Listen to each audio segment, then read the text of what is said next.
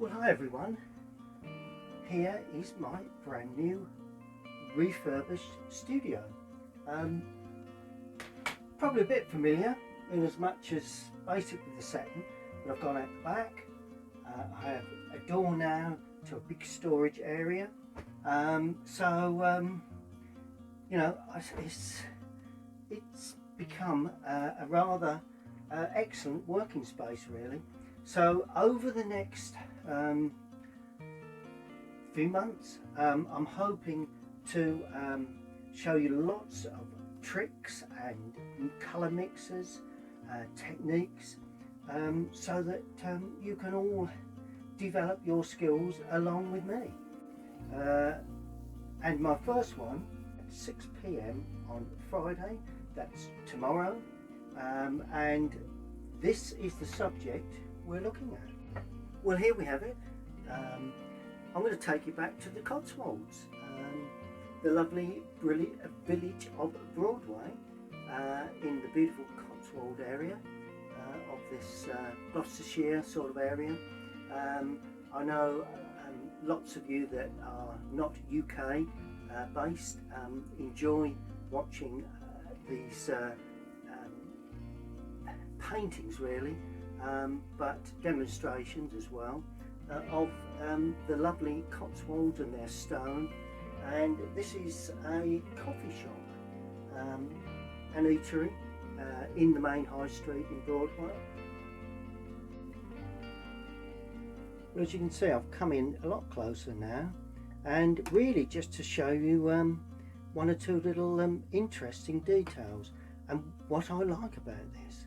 I mean, to start with, the obvious thing is the shadow work on the eatery area. We may need to elaborate on that a little, but of course I do like these lovely chimneys, the aged stones of the Cotswold roofs, and of course the lovely stonework, particularly that one. I'm hoping to show these gables a little lighter too. Lovely light one there, and this rather subtle blue that the shop is sort of painted in, really. And of course those two gable ends that throw a lovely shadow across, which actually lights up the background. We could probably have a couple of little figures there, my favourite, but one or two figures sitting down there. But overall, I think this is going to be a lovely subject for us to paint. Well, here we go then. This is my first painting from my refurbished studio, and hope the lighting is okay for you. I'm painting later in the evening, just to see what the light is like, ready for the winter months. But I've freshened up, as normal, all my paints with water to try and get some form of continuity with colour. Sometimes it's a job to pick up the appropriate colour. And this is going to be a very fast one. Look how simply I've drawn everything. In actual fact, I held the, let me just get a pencil and show you. I haven't shown you the drawing because I want this to be more of a painting video, but I held my pencil like that. Didn't hold it like that, and I held it right at the back edge and formed the shapes as I went. That is a good exercise for trying to keep loose. And another one is to use a large brush. So that's what I'm going to do. Now I'm going to put in some blue sky straight in my normal fashion, painting around the buildings. Put that in there, across there, around the chimneys a touch, out to the outside, and that is pretty much my sky. Look at that. Now that's simple, isn't it? Good. Now while that's drying a touch, I'm going to drop in some colours for the lovely Cotswold stone. Going to use raw sienna, that one there, and I'm going to use light red, the famous mix for Cotswold stone. Light red, raw sienna, or yellow ochre if you have that. And if you want to mellow it down a bit, you just put a blue with it. But at this stage, I'm looking for, yeah, that's the colour I'm looking for. I tried it there first because that's a shadowed area, so I may as well paint that in. Right, there's a wall there with that's slightly different colour. This will be in shadow, so we're not too worried about that. Notice how quickly I'm applying the colour. A little bit weaker for this area here. A bit more red in there perhaps. A little bit more orangey feel. Because this sort of quite a lot, this Cotswold stone is quite orange. And it tends to comes off a bit weak if you don't give it the full amount of strength of colour. Just going to wipe my palette a touch because I've used an awful amount of water and it's dripping everywhere. I'm rather conscious in my new studio, I'm afraid. I won't be after a few weeks, don't worry. Touch there, and that window. Leaving the windows unpainted at this stage, but things could change, of course. And the sides there, and we do have a couple of windows there, but we'll bang those in later on. All I'm doing really is producing the very basics required to paint this picture. That's it, a bit more red now for the wall area there. There is some greenery coming there, so not too concerned about that. Where else are we going to put this? Not much, not far from anywhere really now. So let's just level that off, Yeah, that's looking good. Now I'm going to add a touch of blue for that, just to get the more mellow sort of stonework. Sort of like bluey grey Cotswold stone, slightly greeny. That's it. There we are. Look at that. Isn't that amazing? I'm not concerned at all. It needs to be light there, but I'm not concerned that it's not running too well. I like a little bit of roughness there and across there. There we are, look at that. And I'm actually going to add a little bit more blue with that now to try and get the feel of a path there like that. And then quite a bit more blue and red, because I want this to be quite a deep grey now. It's cobalt blue, light red. They're the only two colours I've used. Sorry, three with the yellow. Look at that. And then just pull that forward. See the way? Look at that.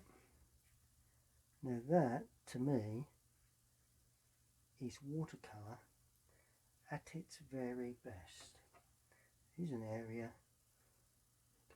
paving there, and the path is a slightly different colour, but I don't think we're going to. But that just gives a bit of perspective there, I suppose. Well, perhaps it doesn't. Good. Well, I've just painted in another area there, a little bit lighter, hopefully. It may dry up a little lighter. Now, chimneys. I'm going to add more red, same three colours, a little bit of yellow, but more red, and a touch of cobalt blue, a little bit more cobalt blue it gives me sort of like a mellow brown colour, because that's my chimneys. Quite dark. They probably would be quite dark against what I would class as a light sky. I think that's about it. Now the other one would be a bit lighter, so I'm adding a little bit more light red and a touch more water to the mix. So there's a little bit more light red, touch more water gone in, and a little bit more raw sienna too, which I forgot to tell you about. So it's a little bit, tried to bring, see how that colour is a little deeper, that's a little lighter, a little bit more light red of course helps. Then I'm going to really mix the really strong, what I would class as the lovely old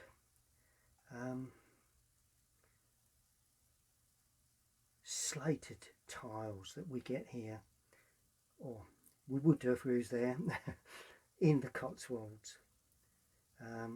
Exceptionally good painting that makes. Love putting these in, and we go across like that, painting around where the chimney is, but not a major problem, and finishing out of picture of course, which will be tidied up shortly once we get the tape taken off. So that's quite nice. Yeah, go along with that. Now we've got the other one, and this one is all about life, creating a sense of life into this picture. I'm not looking for detail, I'm not looking for anything fussy. All I'm looking for is movement and life. We have figures which will help us with that. Got to reload. It's still quite warm in here this evening. I've got this fully insulated and of course double glazed, which is an advantage in the winter, but it does hold heat in the summer. So there you go. You can't win them all, can you? Right, and as we go to picture, hopefully the brush is losing paint, which it is, which I'm quite pleased about, because that will give me a slightly less of a strong colour, hopefully. If not of any great problem. That would probably finish there, I would suggest. Still needs a bit of an angle to that. I've made it. There we go. There we go. The good thing about these old Cotswold stone buildings, you can get away with quite a bit. Good. Now this is of a less strength of colour. I'm putting that in there because that's more sunlit. And I'm also adding a touch more blue and putting that into that roof there in the background. Look at that. So really at the moment I'm just blocking in. You know, it's that when you block in, it's really a matter of getting the tones and the colours right. If you can do that and pop your shadows in, then you're pretty much there really. A bit more water to that to lighten it a touch more for that gable end there, and for that area there, like that, just to give that a little bit more light than perhaps the roof, which we can darken later on if we need to. But of course right in the distance I can see the nice bit of freshness again with the sunlight, very light. So not as powerful as these Cotswold stone colour, but it's pleasantly light, And that is light, isn't it? There we are. Look at that. Is that too light? No, don't think so. Well, we will know very soon whether that's too light or not.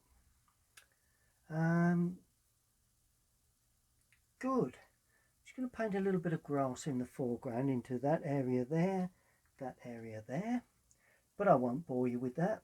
Well, there you go. All that green was cadmium yellow and a touch of cobalt blue. In fact, quite a bit of cobalt really to give it a bit of strength. Now I'm using a 1/2 inch flat now to paint the window frames. I'm going to leave the glazing till after the window frames of the shop. Okay. Oh, I've just noticed something else too. But anyway, let's get this shop windows painted. Now it's a painted area. It's not a natural stone, not a natural wood. It is a painted wood. To get that, I'm actually going to use into that messy bit of paint there. I'm going to use Windsor blue or Prussian blue, if that's the one you've got. And to affect that, doesn't want to be too dark because it does take over. I'm going to put in, having a look at this one, what we can get with a touch of that. Oh, right. Well, we need a yellow too. Raw sienna. There we go. I don't think we're far out on that. Not quite sure what it'll be like when it finally does dry. But with the alizarin crimson, it really knocks it back, and a touch of the raw siennas. So it's alizarin crimson, Windsor blue, raw sienna. And a bit more Windsor in there now. And do we think we have the colour required? May have the colour, needs to be a little bit lighter, it won't be too dark. There you go. Okay, and the reason I've got a flat brush is because I'm going to paint swathes of it. Like that. Reload. Swathe down there. And a swathe down there for the pillars, the outside sections. We do have a bit of waviness there. I think there's a bit of a, may have an awning at some point at that stage, but we're not going to paint that in hanging over because it isn't at the time. And of course we're going to strip down this side too. There's a strip of that colour. Will all take effect once shadows go in. This is all going to be shadowed later, but at this stage it's just, see, by turning the brush sideways you can get a wider point or a right, there's a section there, there you go. Then there's a glazed section there and one there. Let's go a little bit stronger with that one there. Right, now we go, yep, down there, and I think it goes right the way to the ground, right the way as far as the figures. Right, there's one there, certainly one across there, and there's one with a bit of perspective there, a little bit there. See how that one goes down and that one goes up? Just helps aid composition and perspective really, which that'll all be in shadow there. That goes down as well. Good. So there you go. That's the colours of the building, the windows of the lovely little coffee shop and eatery. Just going to put in Cotswold stone there. Forgot to do that. And there is a sill there, so there's one there, comes along as far as the table. So let's just leave it at that. Underneath that, obviously, will be Cotswold stone. So I'm going to put that in and see what we've got. Okay, well, we have a couple of very dark green areas. One there, could be ivy or whatever, and some little conifers standing up in probably in pots or a tray or whatever. But I'm going to paint this one in first.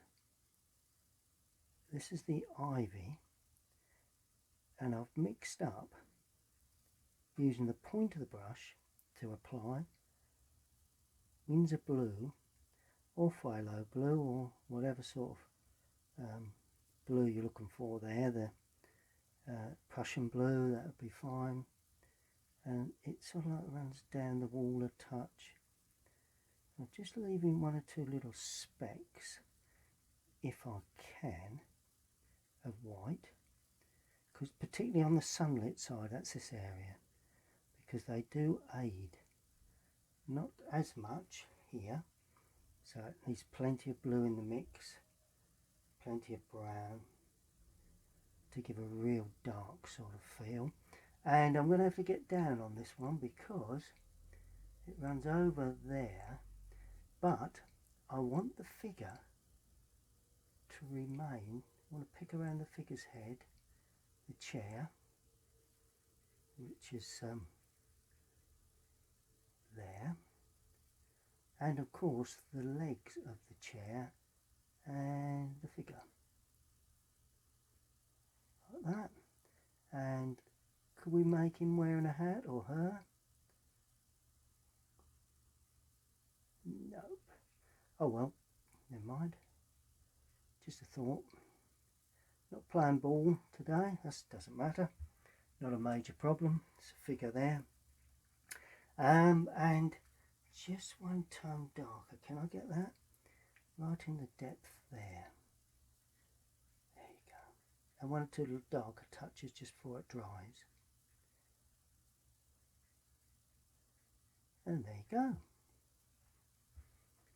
Then, of course, the lovely dark conifers, firs, whatever you want to call them.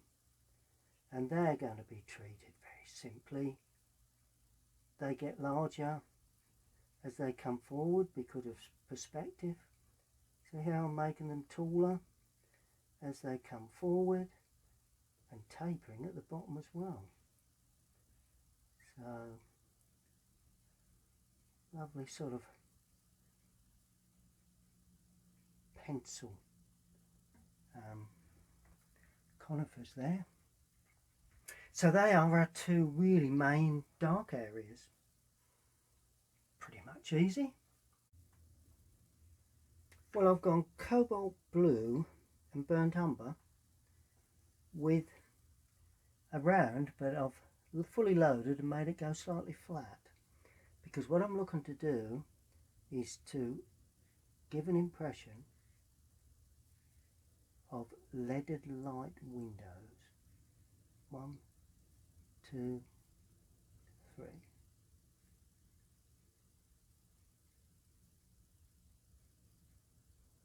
And there is another 1, 2. Not so much on the sills, that's the key to it. Well, there's another window here. Remember I said forgot to put that in? Well, I've just put it in there. And there is another large window here, just going out of picture. Look how simply that can be painted. Should be as high as that one, so let's come up a little bit. And all will be revealed when we come to shadow, really. Oh, and while that brush is loaded in that manner, we may as well, there we are, that's what I'd class as possibly the impression of the windows anyway. It's all about shadows, really, trying to create atmosphere. And that's lovely in blue, so to start with I'm going to put in this really dark one here, and that's gone off at a funny angle, so let's pull that back, because the glazing, or indeed the depth of the glazing, is darker than the framework. So that is the reason why. But of course you will get a little bit of something on the sills as well. So can you see the way I'm delicately trying to treat this?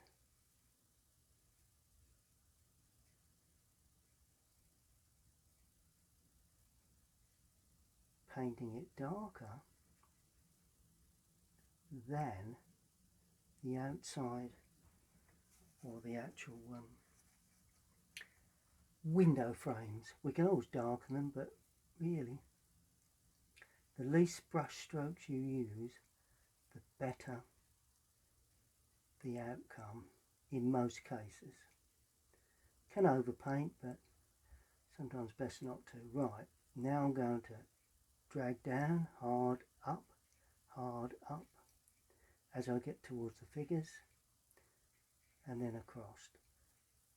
Harden up, harden up, harden up, and all of a sudden that brush is opening up and we're getting a sense of reflection in the lower part of those windows. Just picking around the figures now, and all of a sudden got a lovely reflected feel in the lower part of the window. We can darken the windows up top if we wish, but at this stage I'm not doing too bad with that. And same with this one. Fill it in, fill that in, and fill that in. But of course not too much where the conifers are. Don't want to interfere with those too much at this stage. And that pretty much is there. We have a couple of windows here, one there and one there.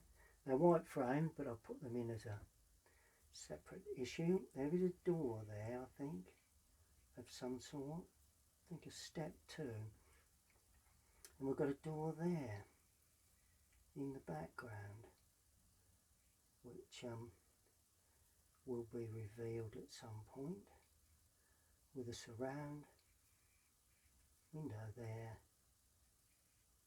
and another window there. And that is all we need to do for the windows. Just going to pick up the large brush again with a very weak colour down there. It's a similar colour to the roof really. It's a capping that lots of these lovely old buildings have on their gable ends, so that's that needs to be put in. And I've just noticed that I've yet to finish a bit more of this this blue painted areas. Don't want to be too dark with this either, so because it's got a lot of light on it. Don't want to lose the light effect. One area there, one area there. It's the barge board of those lovely dormers. Feel a bit heavy, but there you go. But other than that, it's not on the windows, no. Now, that dries rather quickly because I want to get in the dark roofing shadow, and the first place for that is there, down there. Lovely old Cotswolds stone that's in shadow there.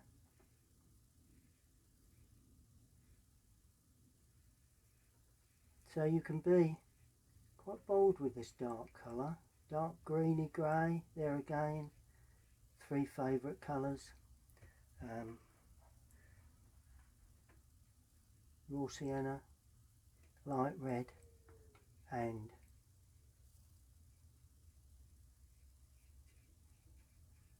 cobalt blue. So that's that. That's really the roof work in shadow. That's all that is. So I'm going to I'll use a milder shadow towards the end. Right, bit of fiddling, shadow work, and we're done. Now the fiddling comes in the form of the figures. Now figures I like sort of reds, whites and blues yellows, I suppose, those sort of colours. So we're going to have this little person there in a red with arm on the table, red sort of jacket affair, and oh, perhaps the good old bottle with a half-filled glass. What do you reckon to that? Well, could be a bottle of anything really. And then I'm going to have cobalt blue on its own. These are all colours virtually on their own. I have a bit of red in there now, but this one needs to be quite light against that background hedge, like that. It's quite laid back, that little chappie or person, whoever that is. Now I'm going to have something a little darker now, ultramarine with Indian red. And this chap, or this actually lady, is going to be leaning forward like that. Arm comes out, and just see the arm of the seat like that. And this one's going to have, I'm going to put a bit of a hat on that figure, and yep, there you go, or hair anyway. And this figure's going to be blonde, a lady, so like that, and the hair is going to run down the back like that.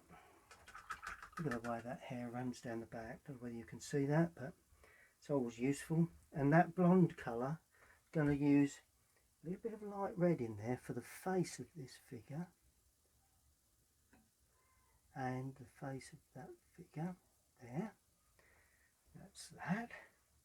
Legs, well, they're going to be ladies, going to be like that.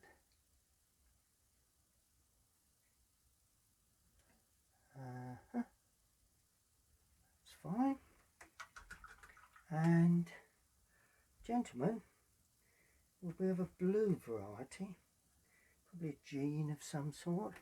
Certainly this laid back fella here, he's really come to stay, hasn't he?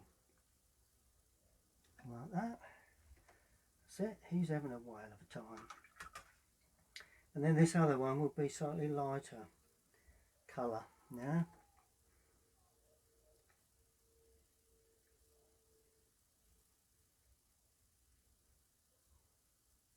There we are. And all of a sudden, three lovely figures sitting on tables that will be revealed very shortly. Now the tables they're sitting on are sort of metal really. So we show the underside like that. We show a little bit of the back, not a great deal. A bit of the seat, a bit of the legs coming forward, legs of the main table like that, coming off in that sort of direction, just to give them stability. And of course this particular chair there, like that, has a leg at the back, leg at the front, leg at the back there, and the same here. This little gentleman's like that, and that goes under like that. He has got quite a large table there, all to himself. Good. Just going to darken up with this paint while I have it. A bit more brown in this. Mix real dark brown, ultramarine. Nice bit of warmth now going in. There. There. Just to give a secondary, so before I put shadows in, just to give us a sort of a secondary sort of indication of shadowing and a warmer colour as opposed to the blue that we had originally. Like that. And streak it down in places, because you've got to remember, I think there's a bit of writing there somewhere too. Not too much this side, just one or two little streaks of things going on in the distance, which but of course there would be an area there and an area down there. An area down there. There we go. Yeah, I think that's probably sufficient to suggest glazing. Right, while we have this dark brown, which is now being turned into burnt umber with a touch of Windsor blue to give me the dark browny green colour. And the brush is not too loaded either, because I'm going to paint the tree. And that branch comes out there like that, and that sneaks off. See the way I didn't want that too overloaded, so I can create a nice sort of broken effect. See the way the brush opens if you've not got it too loaded. It's all the start of that freedom sort of movement that hopefully we'll be able to achieve when we come to paint that tree. Another little branch running off there, that heads up there like that, and there are loads of little branches coming away there, and it's sort of like quite sure of the strata of this tree. No doubt someone will be able to enlighten me at some point. Thus, if I painted anywhere near what it actually looks like, which is sometimes rarely the case. But there you go. Not putting in too many branches because I'm putting in some leafing over that shortly.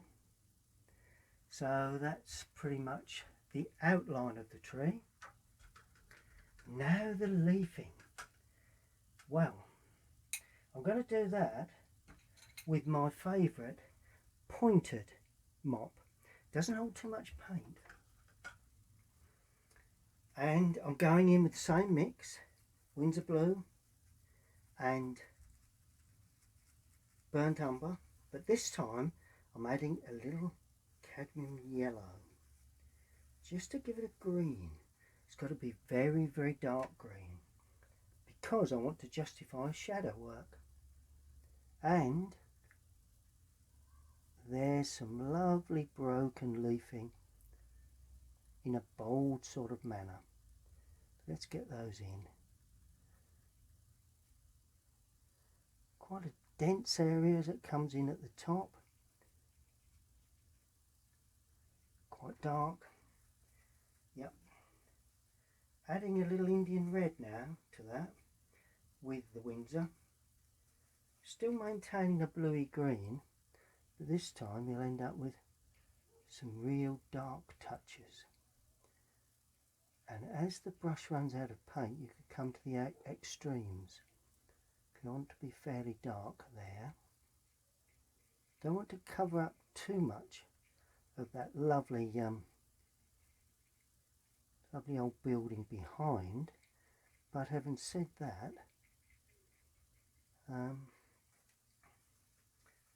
it's dry, very dry in here today. Well, it's hot, you see.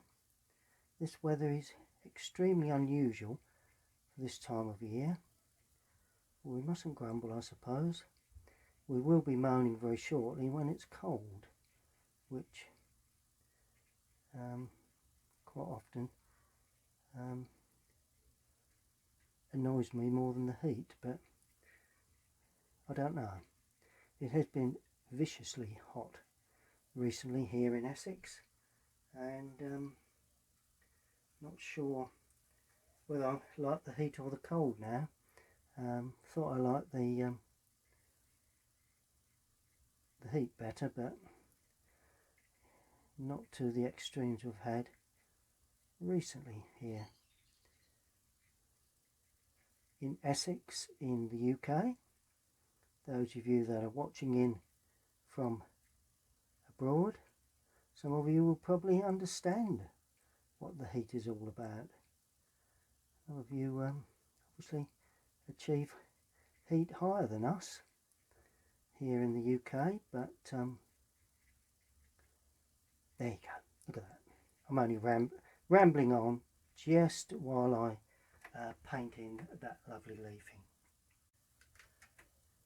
Okay, well, I've mixed up a lovely mix of Windsor blue and ultramarine and Indian red, and I'm applying shadows. Now, where do you apply them? Well, if you watch closely, where I've already put them, just to help save a little bit of time, and of course where I'm going to put them. Chimney,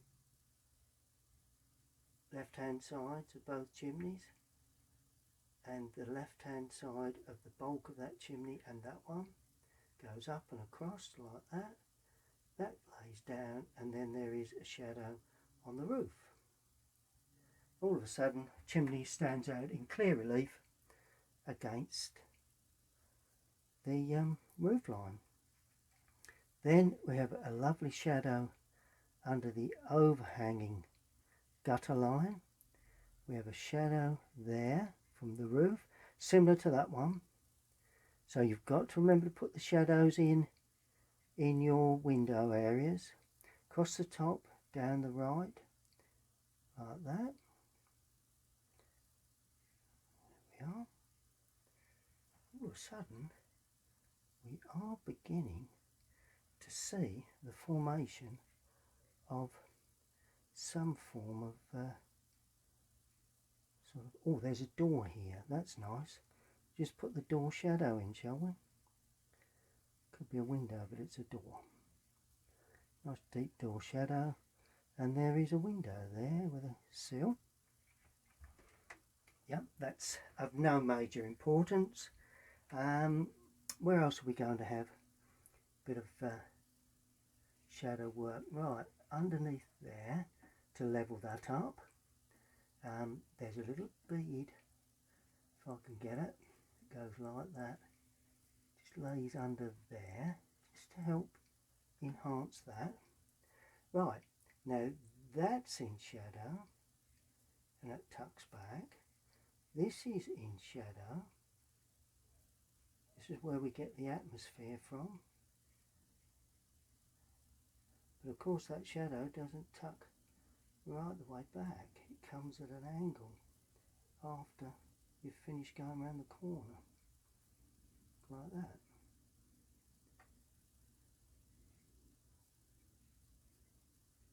And that comes forward as well. All of a sudden, got yourself a lovely feeling of shadow there, yeah. Let's put another one in here just to enhance that. A little bit shadow there, shadow there. Right, let's get some of those foreground shadows swept in.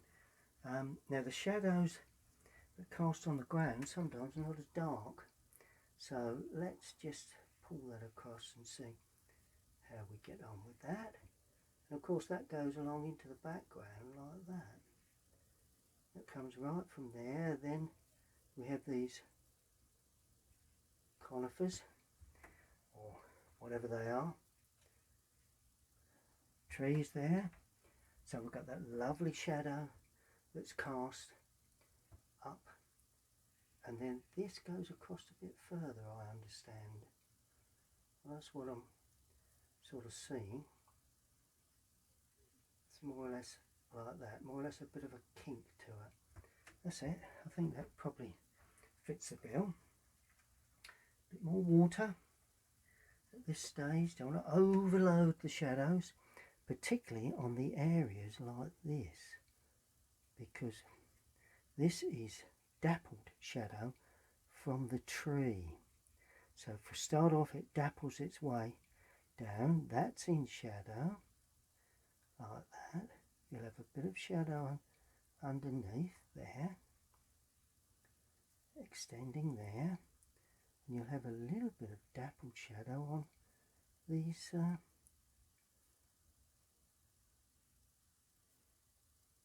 there. Not going to do too much to that because I want the chap on his own to be in a bit of shadow, the other two being full sunlight.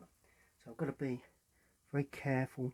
As that drops down to the road, that sort of sweeps across or to the path and then breaks out on the outside edge like that.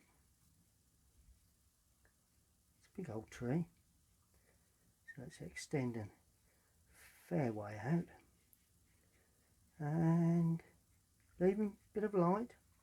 Don't be afraid to leave enough light. Lovely old Cotswold scene, isn't it? And there are steps there down, so that's good. We can use a little bit of this paint now just to line up areas. You know, there's lovely old stonework there.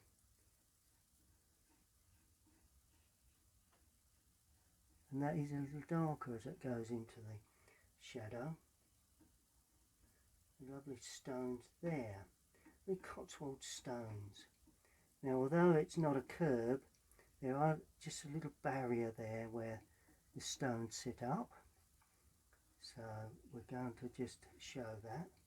Don't want that to cut the view off in any way, shape or form.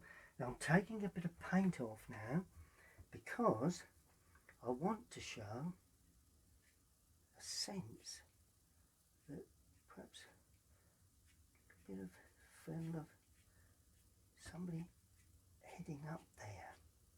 See the way I've done that? And then a little bit of dry brush into this foreground. All aids perspective. Well, in my eye, but some people will poo-poo that perhaps. Some artists do. But there you go. We just go with the way we feel, because I think that, you know, there is certain times when you have to make your own mind up and take artist's opinion. Then after that, do what you want, which well, easier said than done, because quite often you don't know what to do. I know, but which is a little bit of architectural detail there and something else there. That's right. Oh, and there's a bit of architectural detail there too, like that. All these little areas do count. Just going to put a bit of a hint at a ridge tile. My favourite little trick, that is, just to, you know, if the roof line doesn't quite fit, doesn't quite marry up with the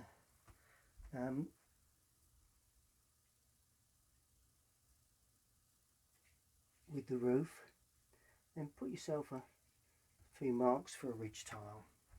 I think we can be successful with that. I think that's fine, and the same's going to go for there, putting in a darker ridge tile just to sharpen it, just to get a nice depth of tone there. Got to be very careful now, don't overdo this. And then in the distance we've got a couple of figures just walking away, and this helps to give scale,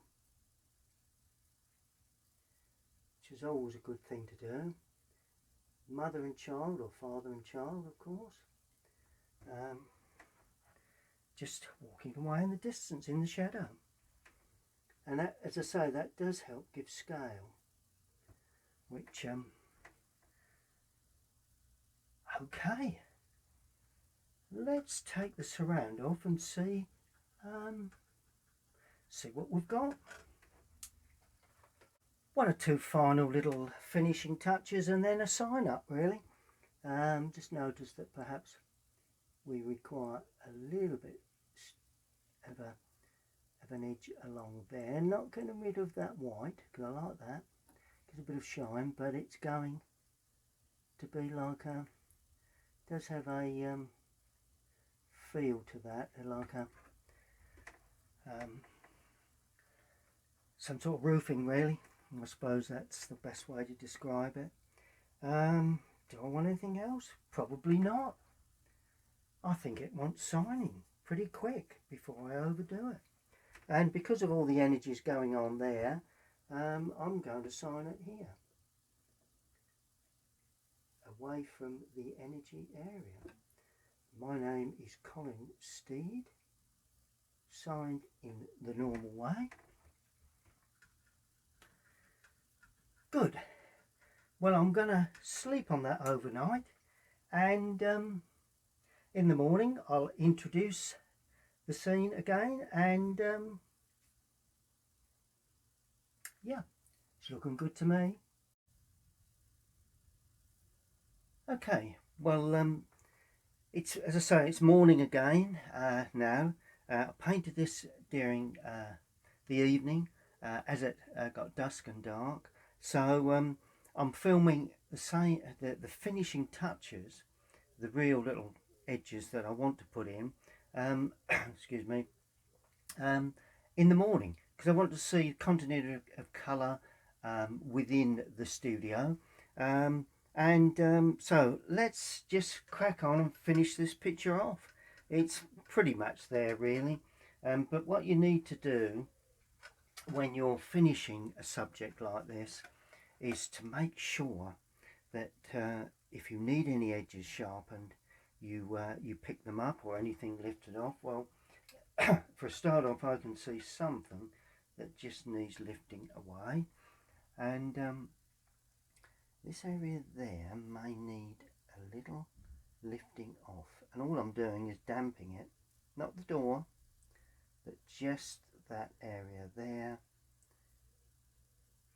just to set it back from that one. There we are, just a simple touch of lifting off with a damp brush. The damp brush lifts away colour. I believe I've told you this before.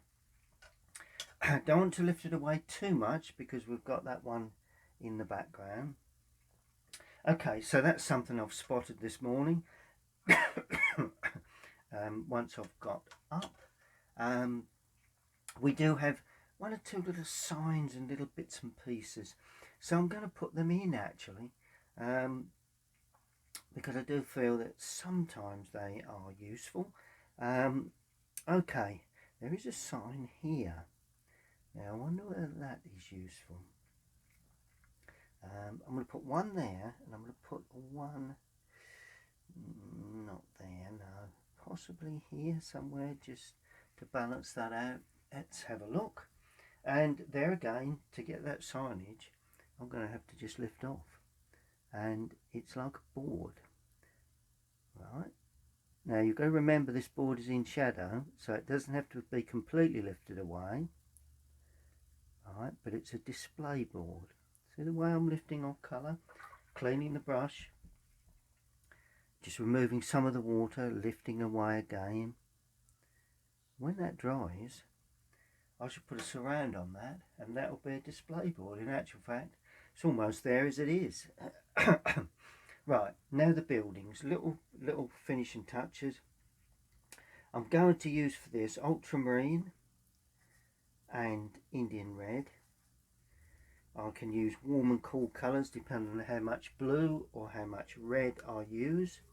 and it's quite a strong mix like that. I'm going to go for the cooler colour to start with. Not too much water on the brush, and a brush that points well. Could use a rigger, but I'm using a number 6 Rosemary & Co. Okay, then down the back edge of that, that's the really dark overhang there. Quite often you will see this secondary and third shadows. Right, that comes down to there. There we are, and that just nothing much there. Perhaps the thickness of that. Oh, that'd be nice. There we are. So when you do paint a loose scene, maybe, or an underneath there, underneath here would be nice. Sometimes you need just to sharpen little edges up.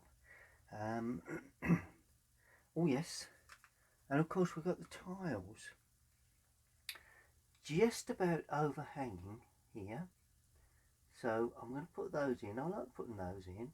Gives an aged feel to the building. Can put some little touches into that one, but we don't want to overdo that. And I'm going to put some in on the right hand side, left hand side as well, just to give an edging to that. Across there. There we are, look at that. And a secondary shadow just inside the overhang there. Another one there. And I'm going right up, try and bring that gable to the top there. And there again, a bit more water. A bit of overhang there, a little bit there. Yeah, it looks pretty good to me. It's, you know, it's beginning to sort of make that a little bit smaller. Yeah, it's beginning to sharpen everything up, which is to me really what it's all about. Just noticed that this probably is a little dark right on the corner there, so I'm lightening the whole thing. Try and make that a little wider, a little lighter, just there. So I'm blending and lifting. There we are. That gives the frontage a little bit more width. And I'm going to do the same this side as well. Just that little area there. Just want that just not down to the shadow, or just down to the shadow, not within the shadow itself, because you've got to remember shadows are highly important in this subject. Looking good. Perhaps a little higher up there, like that. Across the top, down the right hand side of all of the window frames in the main subject, like that. You will notice, probably not quite as much at the moment, but you will notice gradually. And I'm making it blue, so plenty of blue in there. Gradually it will give those windows sharpness, and there is a little bit there and a little bit there, but I don't want to take away too much of the light. That's the thing. Oh, there is a bit there. That sharpens it nicely. Really sharpens that frontage up very well. And of course, brush running out of paint, adding a little bit more red this time, because there is the lovely, just trying to keep this loose, paving slabs.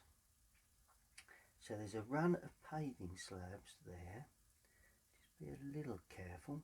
And of course that will help give perspective. Cross, through, cross, through, cross, through. And the perspective gradually gets more and more. Gets less and less here as it heads towards what would be the focal point. There, there. So there again, gives you a little bit of interest on the floor, on the ground. Also going to sharpen up some little edges within these stones or bricks that support the grass area. And there is some here that actually lay in, and they go around the corner, so they're close there, and then all of a sudden they widen up as we head out, and that is perspective. See the way the perspective is shown there, a little bit on the top. Don't tell the viewer everything, but things do need to be suggested. Good, good, good. Anything else have we got here? A little bit of detail in the form of a sign here that is within the shadow. You know, these sort of shadow areas can be useful to indicate interest, just not forgetting about perspective. Let's just bring that down. So I've started off with a loose painting, and I'm just tightening up one or two areas, and we have a lovely black bollard. Now, should I put that in? Well, I'm going to, and I'm showing you how I'll put a black bollard in a shaded, half shaded area. So it's to stop cars driving up there really, and we're going to put that in. So there's the top of the bollard, right? Quite a meaty structure, like that. But of course it sits there. It sits there into the sunlight. That's why I've lifted off colour. Now while that's drying, I'm going to just aligning a little bit of writing into this sign.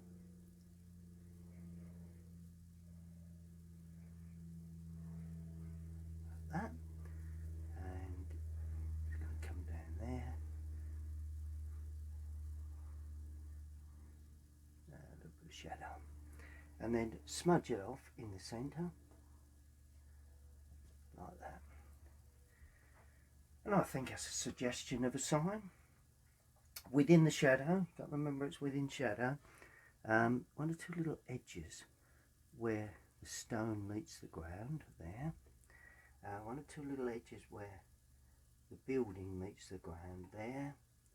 Two little touches there, not too much as we go away into the distance. I'm now going to sharpen up this corner just a touch more, like that. Lovely. Yep, that's looking good. Right, now to that ultramarine and Indian red, I'm going to add burnt umber, because that gives me a lovely black colour that I need for blue black. So we never actually use black, so I used a blue black. And you paint the left hand side and of the dome, then it has a ridge there, so you leave a gap, then you paint the left hand side like that, and I'm going to show you how. Does it spray out a bit at the base? It does, which is always a good thing. Right, then you just get a damp brush, only damp, and you just spread it over like that, and all of a sudden you got yourself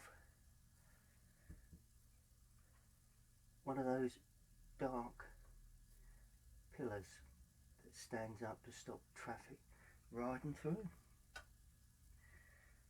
There we go. Needs a shadow, a little bit more water in the same mix, and sweep across the shadow like that. Quite simple as that, really. Sits it on the ground, shadows. And I'm going to put one more figure here just to give aerial perspective, and that's going to be dark brown to start with, which virtually got there.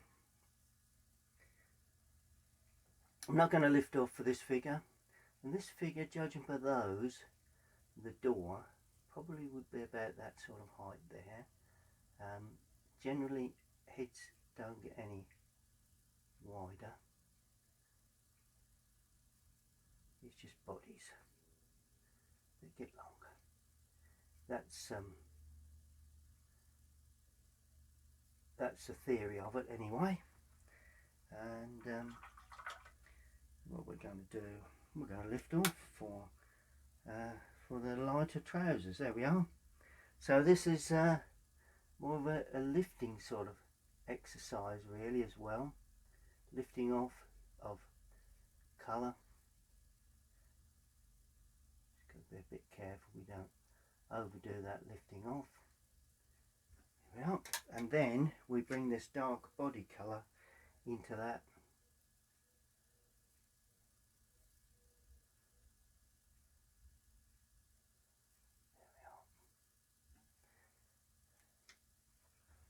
And just lift away again, just a little bit more, just an area there to show movement of the legs.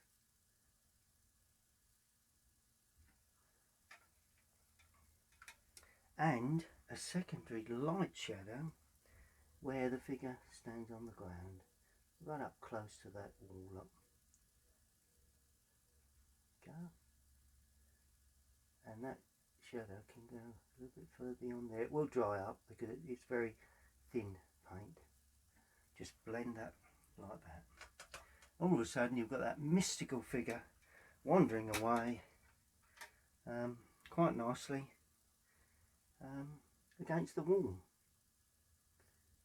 Just dropping in a bit more for the arms.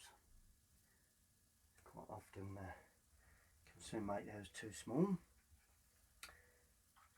Good. And there you go. That is pretty much your finishing touches. Cotswold stone, not a big amount of Cotswold stone, but let me just show you a little bit of raw sienna going in here, very weak, to give you an idea of, quite often we have stones that run across the top there, which is like a lintel stone, and down these gable ends, quite often we have sort of cornerstones. This is purely raw sienna. Long stones overlapping. Always good thing, helps sometimes to put in this sort of thing. Some are darker than others. Some have a little bit of browny green tint to them, like that, particularly in the lower area, because that's where the water gets and sort of comes up. So not a bad idea to introduce a couple of those. See the way that enhances the stonework. Don't want to overdo this, it's suggestive. We don't want to get too dark with things, but you know, you can keep playing for absolute ages. I think most of you realise, same as I have done, that you really overdo it in the end. So you're wasting your time. Just one thing I've noticed just before we finish, that there is a sharp edge there, so I'm softening that and bringing that all together. There you go. And I like that edge there against that figure.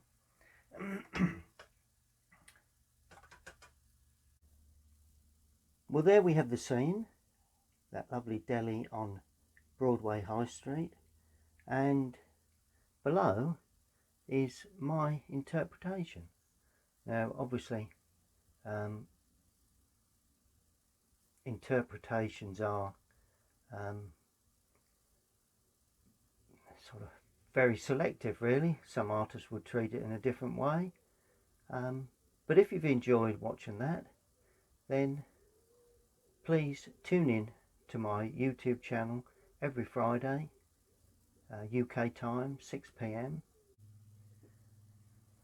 Well, I hope you've enjoyed watching that from my recently refurbed studio, and hopefully the lighting's a lot better too. That's the subject there, as you've just seen, and that's my finished example, which I think overall came off particularly well. It was a loose feel, a loose attempt at creating an iconic Cotswold scene, really. So if you've enjoyed that, please subscribe to my YouTube channel and click the link bottom right hand corner, and I upload almost every Friday a new tutorial video. Stay tuned and we'll see you all again very, very soon. Thank you very much for watching.